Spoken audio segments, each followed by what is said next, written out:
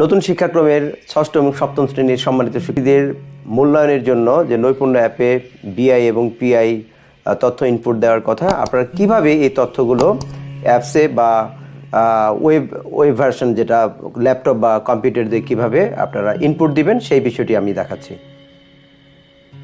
Computer বা ল্যাপটপের আপনি যে কোনো একটা ব্রাউজার ওপেন করবেন, ওপেন করে এই যেখানে আমি লিঙ্কটা লিখে রেখেছি এই লিঙ্কটা আপনারা লিখে সেটাকে সার্চ করবেন।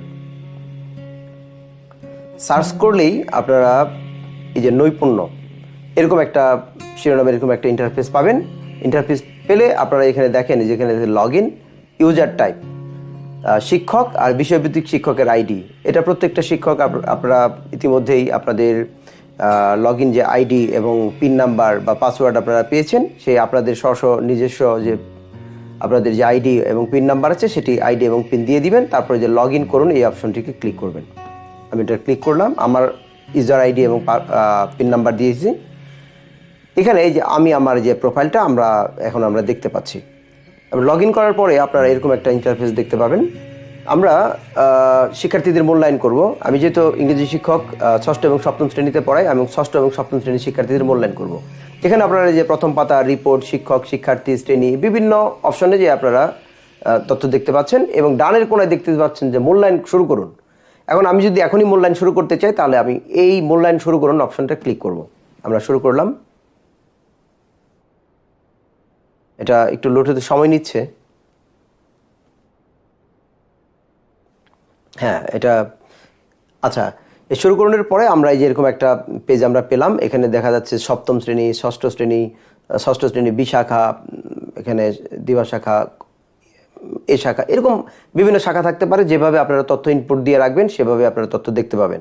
আমরা মনে করলাম যে ষষ্ঠ শ্রেণীর শিক্ষার্থীদের আমি মূল্যায়ন করব, ষষ্ঠ শ্রেণীর ক শাখার শিক্ষার্থীদের আমি মূল্যায়ন করব। তাহলে আমি যদি এই ষষ্ঠ শ্রেণীর ক শাখার শিক্ষার্থীদের মূল্যায়ন করতে চাই তাহলে আমি এই জায়গায় ষষ্ঠ শ্রেণীর কর এই জায়গায় আমি ক্লিক করব। ক্লিক করার পরে আপনারা এই যে এরকম একটা পেজ দেখতে পাবেন। এই পেজের মধ্যে আপনারা দেখেন এখানে কি লেখা আছে, পারদর্শিতা মূল্যায়ন, আর এইদিকে আছে আচরণগত মূল্যায়ন। এখন আমরা মনে করলাম আমরা প্রথমে পারদর্শিতা মূল্যায়ন মানে পিআই আমরা মূল্যায়ন করব। পিআইগুলো কি আছে? শিক্ষণকালীন মূল্যায়ন আছে, ষান্মাসিক সামষ্টিক মূল্যায়ন আছে, বার্ষিক সামষ্টিক মূল্যায়ন আছে। আমরা প্রথমে মনে করলাম যে শিক্ষণকালীন মূল্যায়নগুলো আমরা এখানে এই তথ্যগুলো ইনপুট দিব।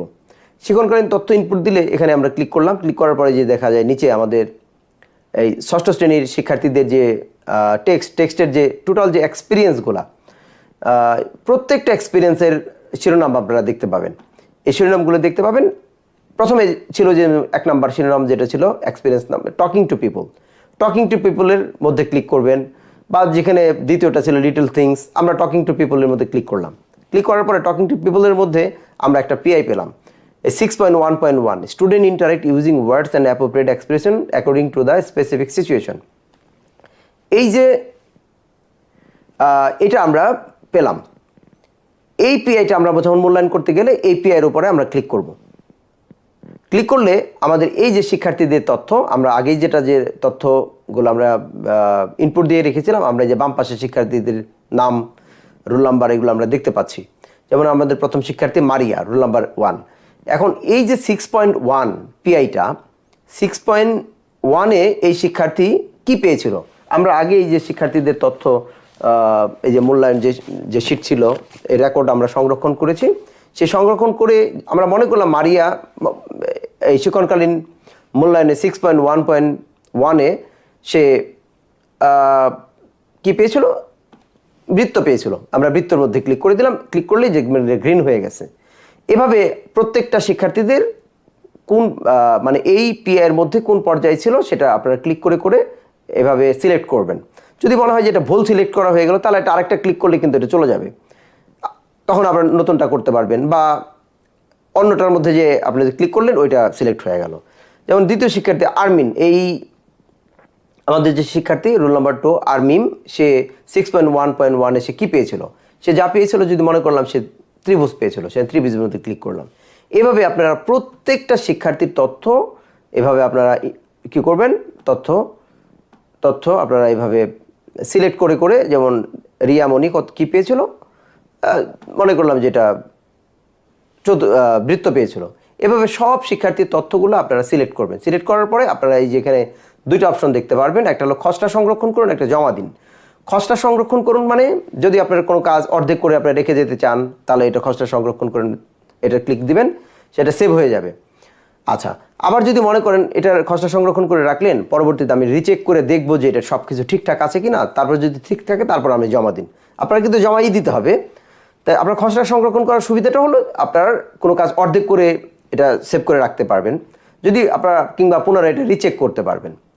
যদি আপনারা দেখেন যে হ্যাঁ সব তথ্যগুলো আমরা রিচেক করে দেখেছি সব ঠিকঠাক মতো পূরণ করা হয়ে গেছে, আপনারা মনে করলেন সব কিছু ঠিকঠাক মতো এভাবে পূরণ করেছেন, তখন আপনারা এখানে দিবেন জমা দিন।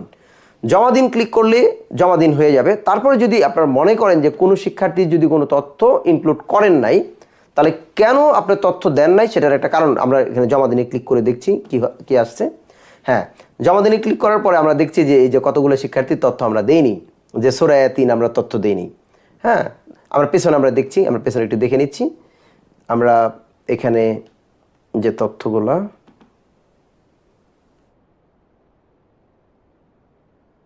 হ্যাঁ এই যে তথ্যগুলো আমরা দেখতে পাচ্ছি যে 1, 2 আমরা তথ্য দিয়েছিলাম, এই 3 নাম্বার শিক্ষার্থীর রোল নাম্বার 3 সূরা এর তথ্যটা দেইনি।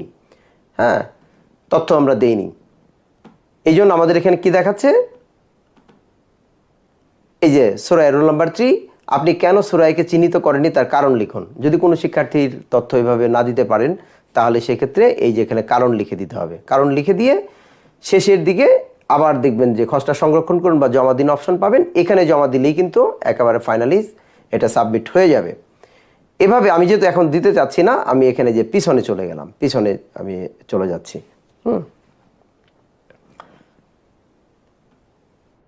আচ্ছা, এভাবে আপনার তথ্য এই 6.1.1 তথ্য আপনারা পিআইটা জমা দিয়ে দিবেন। তারপরে আপনার পরবর্তী যে এক্সপিরিয়েন্স এভাবে গেলেও আপনারা যে আবার নতুন পিআই দেখতে পাবেন, এই পিআইয়ের মধ্যে আবার ক্লিক করবেন। ক্লিক করলে শিক্ষার্থীদের তথ্য পাবেন, শিক্ষার্থীদের কোন শিক্ষার্থী কি পেয়েছিল